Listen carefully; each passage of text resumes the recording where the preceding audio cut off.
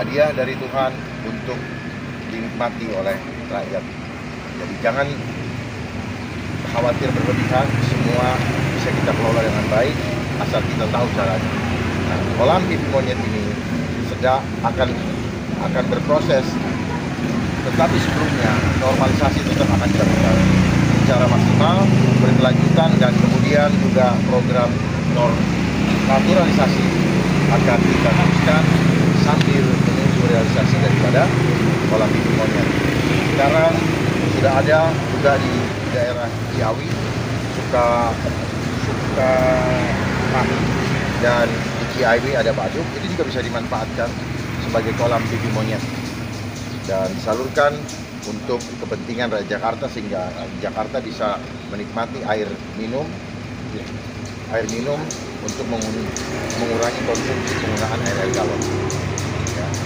Jadi bukan saja saya mengurusi masalah debit airnya, yaitu kuantitasnya, tetapi saya juga memperhatikan kualitas daripada air untuk dikonsumsi oleh rakyat Jakarta.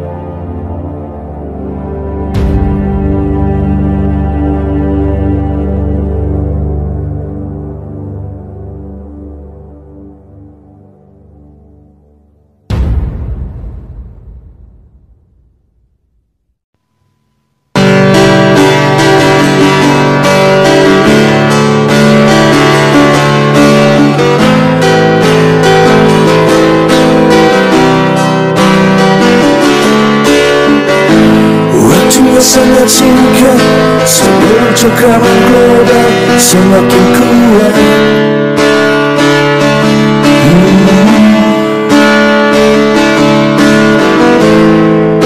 Berjuang bersama dermaku, pilihan yang paling pas.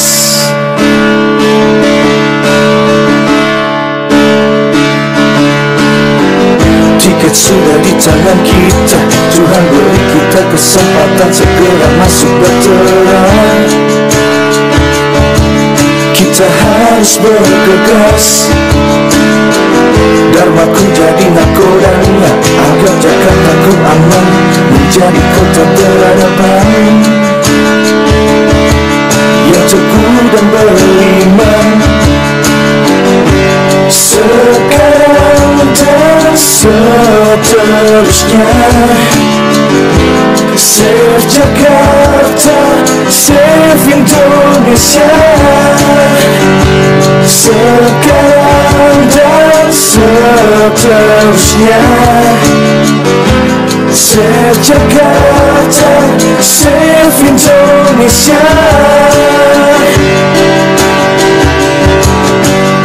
Spirit Nusantara menjadikan kita manusia mandiri menuju fitrahnya. Satu-satunya jawaban menghadapi guncangan dunia ini. Selamatkan Jakarta, selamatkan Indonesia. Detik ini, sekarang ini, seterusnya, dan selamanya. Sekarang dan seterusnya, Save Jakarta, Save Indonesia.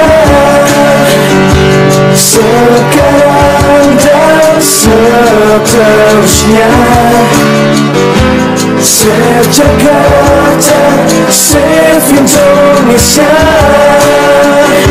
Sekarang dan seterusnya, Save Jakarta, Save Indonesia. Selamatkan Jakarta, selamatkan Indonesia. Sekarang dan seterusnya, sekarang ini, seterusnya, dan selamanya. Save Indonesia. Petugas rakyat, bukan petugas partai. Nomor berapa? 2. Nomor berapa? 2. Pakun dan Balarga? 2.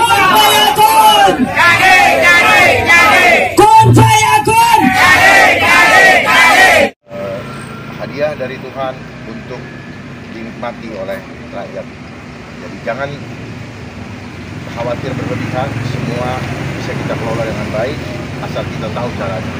Nah, kolam pipi monyet ini sedang akan berproses, tetapi sebelumnya normalisasi tetap akan dilakukan secara maksimal, berkelanjutan, dan kemudian juga program naturalisasi akan kita teruskan sambil menunggu realisasi daripada kolam pipi monyet.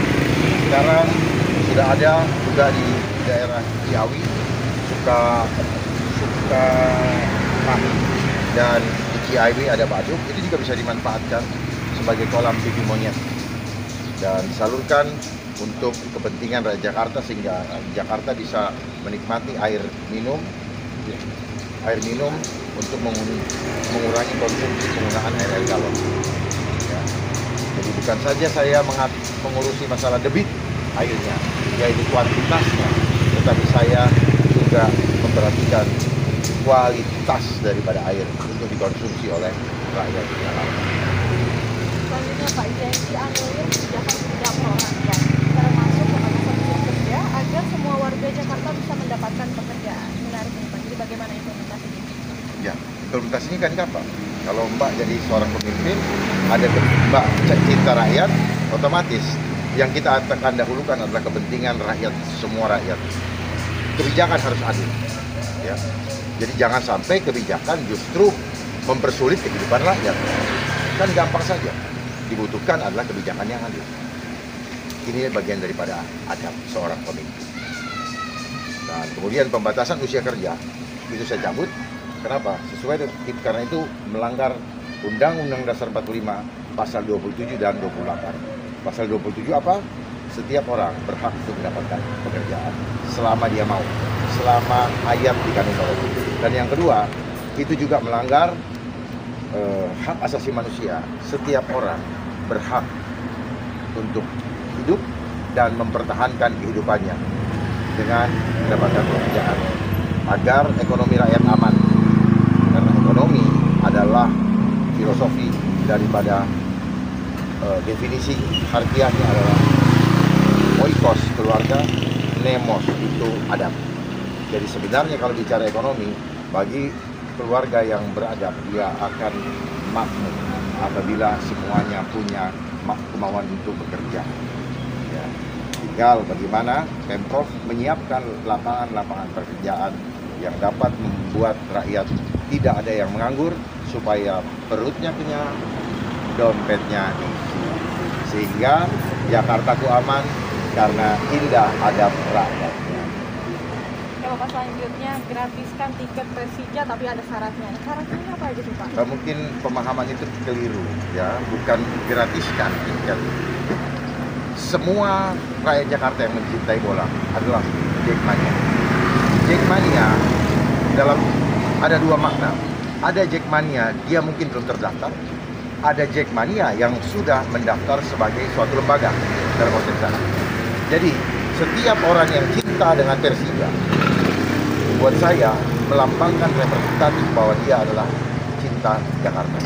Maka sebagai seorang ayah menghargai anak-anaknya yang mencintai Jakarta dengan memberikan reward pada saat hari-hari yang bisa dikenang. Contohnya adalah hari ulang tahun, hari miladnya. Saya akan memberikan tiket gratis kepada yang sedang berulang tahun supaya dia mengenang dan dia merasa bahwa ada bapaknya yang menghargai. Ya. Yang kedua, saya akan mendaftarkan, Pemprov akan biayai untuk mendaftarkan menjadi anggota daripada organisasi Jackmania.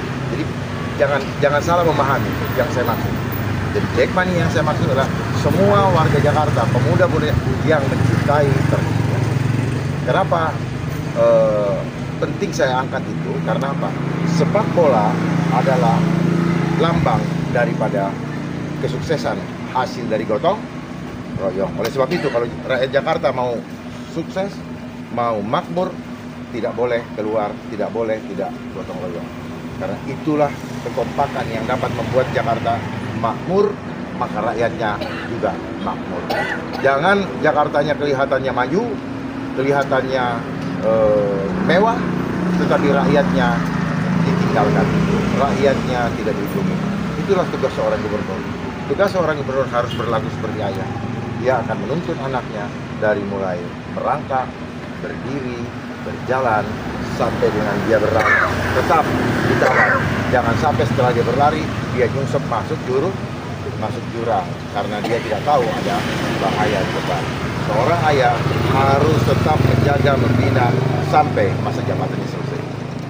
Jadi boleh disimpulkan bukan berarti setiap pertandingan Persija tiket digratiskan, bukan seperti Bukan. itu ya, Pak ya? Karena yang saya ingin tanamkan adalah masalah adab, ya, masalah adab, supaya adab ini yang menjadi fondasi agar Jakarta kita aman. Karena potensi Jakarta sebagai pusat perekonomian nasional dan global itu kita harus pastikan aman. Tanpa Jakarta aman, maka jangan harap ada investor mau datang ke Jakarta. Ya. Jadi saya ingin membangun Jakarta 5 tahun ke depan, bukan kemewahannya saja, tetapi rakyat yang tidak merasakan.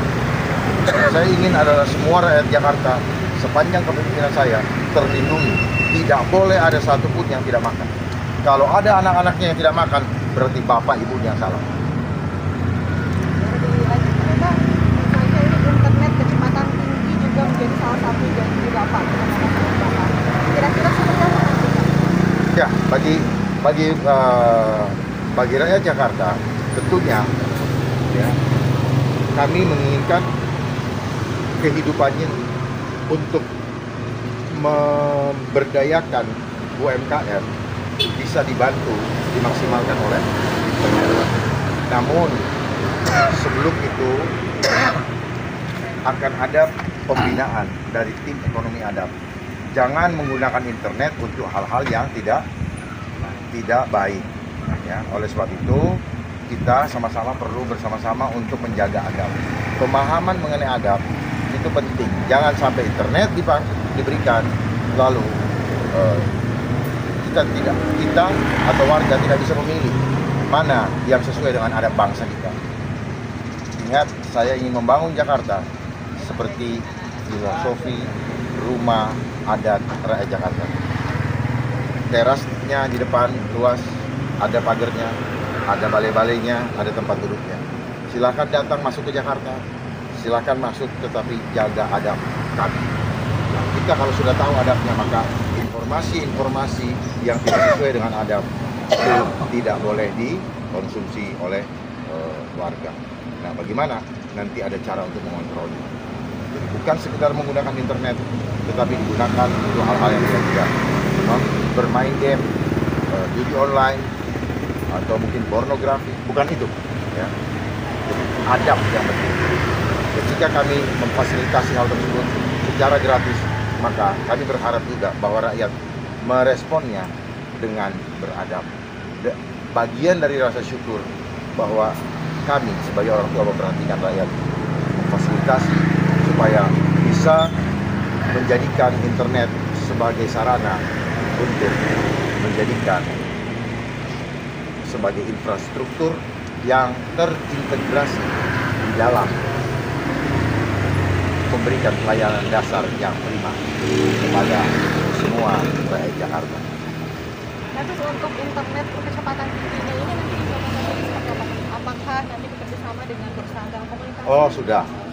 Bukan apakah nanti, sudah.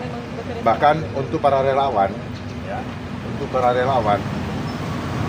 silahkan mendaftarkan ke website yang sudah kami siapkan untuk menikmati internet gratis kepada para relawan.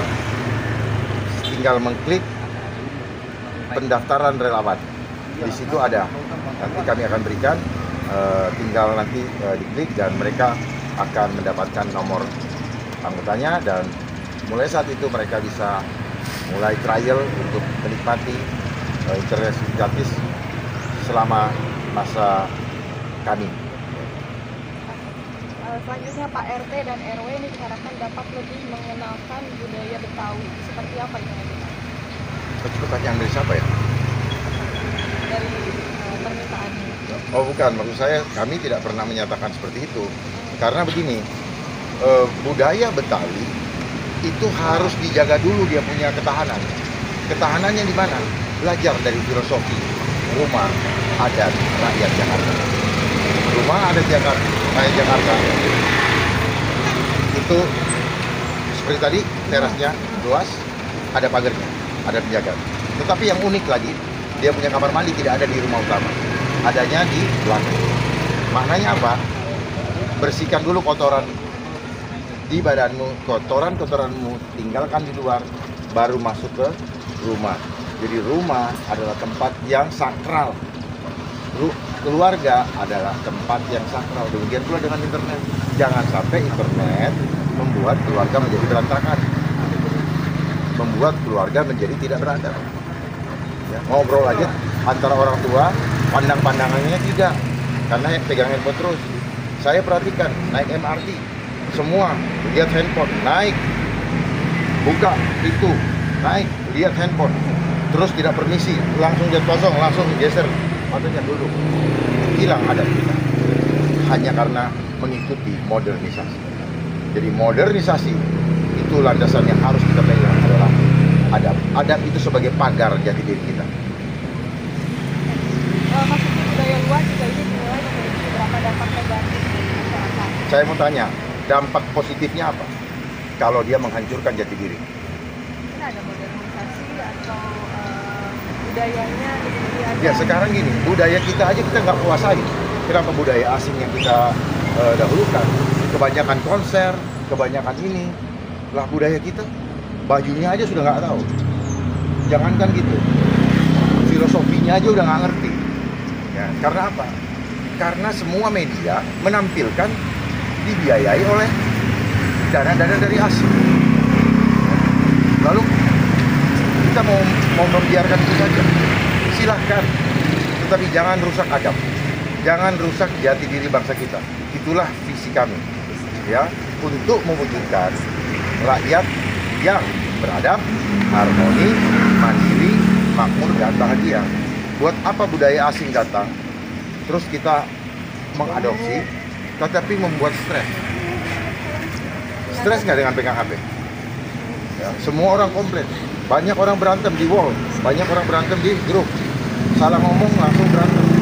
Sadar nggak kita bahwa tanpa sadar, hanya lewat alat ini yang katanya memang bagus untuk kita gunakan, mempermudah kita, tapi kita lupa bahwa ada hadap yang hilang. Makan di meja makan di antara orang tua sudah tidak ada lagi kehangatan. Istri, suami, anak, semua jadi lumrah karena adab sudah dirusak. Waspada, adab dirusak adalah tanda-tanda kehancuran suatu bangsa. Mengenai masuknya budaya dari luar itu, Pak, bagaimana cara Bapak, apa yang akan Bapak lakukan untuk memfilter hal tersebut, Pak? Ya, satu tadi, kembali, kita harus sama-sama kompak. Saya tidak bisa melakukannya secara sendiri, tapi saya nanti dapat melakukan sebatas kewenangan saya. Kalau tidak kompak, maka tidak bisa. Karena kuncinya adalah jangan sampai infiltrasi asing masuk ke negara kita tanpa kita sadari dengan alasan kebebasan informasi. Karena kalau sekedar bebas informasi, tetapi diselipkan hal-hal yang merusak adab, maka tanpa disadari bangsa ini akan hancur dari generasi muda sendiri. Karena adabnya, kehancuran itu dimulai dari mana? Rusaknya dari dalam. Jadi bangsa ini tidak akan maju, akan hancur dengan sendirinya karena generasi muda dirusak adabnya. Kerusakan berangkat dari jiwa. Kalau jiwanya sudah tidak fokus kepada keselamatan bangsa, tidak fokus untuk tidak punya jiwa nasionalis lagi, maka kehancuran sudah di depan mata. Selanjutnya, Pak, Bapak juga berjanji akan menjamin keamanan beribadah di mana saja. Ya. Boleh dijelaskan? Ya, itu adalah bagian daripada 5 aman yang sudah saya siapkan. Setiap orang yang berada di Jakarta percaya kepada Tuhan Yang Maha Esa dijamin beribadah dimanapun dan tidak boleh satupun alasan apapun untuk mempersekusi. Itu penjelasan saya. Karena apa? Itulah filsafat atau falsafah Pancasila. Setiap hukum yang ada di bawahnya harus mengacu kepada 5 sila. Yang pertama adalah ketuhanan yang Maha Esa. Tidak ada gunanya kita makmur kalau kita tidak bertuhan. Tidak ada gunanya kita hidup dalam kemewahan kalau Tuhan kita tinggalkan. Ya. Tuhan tidak butuh kekayaan kita, tetapi kita yang butuh Tuhan. Untuk 5 aman. Mbak butuh Tuhan nggak? Tadi Bapak menjelaskan 5 aman tadi. Itu 5 aman itu banyak Pak. Oke, tadi yang pertama nomor 1 ya, aman berniaga di mana saja. Yang kedua, aman dari kerusakan badan dan jiwa. Ya, seperti apa? Ya tadi, badan jangan diracuni. Contoh, misalnya, jangan sampai ada lagi pandemi. Jiwa ditakut-takutin. Dan kalian jangan menjadi bagian daripada yang menakut-takuti rakyat. Saya juga ingin meminta konsekuensi daripada media. Karena saya paham kapan media nakut-nakutin masyarakat. Saya akan membela masyarakat ketika ditakut-takutin. Ya, ingat ini. Karena saya tahu kapan media nakut-nakutin masyarakat. Jangan menampilkan data-data yang memanipulasi keadaan. Karena data itu tergantung siapa yang membuat. Makanya disebut informasi dalam form dibentuk oleh orang dalam. Tergantung motivasi. Saya juga berharap seluruh media yang ada di Jakarta, yang media mainstream ini berpihak kepada rakyat. Jangan hanya menanyakan apa yang Bapak akan lakukan, apa yang Bapak lakukan. Ternyata kalian sendiri yang bikin masalah buat memanipulasi pola pikir masyarakat. Selanjutnya Pak, Bapak juga akan memastikan di pemerataan ekonomi yang saat ini PHK-nya lagi terjadi di mana-mana Pak. Siapa yang buat? Saya? Apakah rakyat yang minta di PHK? Ya saya tanya, jawab dong. Supaya paham, supaya paham. Tidak akan terjadi PHK kalau tidak di PHK. Iya. Ya. Kenapa? Bagaimana nggak ada PHK? Pembatasan usia kerja itu menjadi salah satu penyebab yang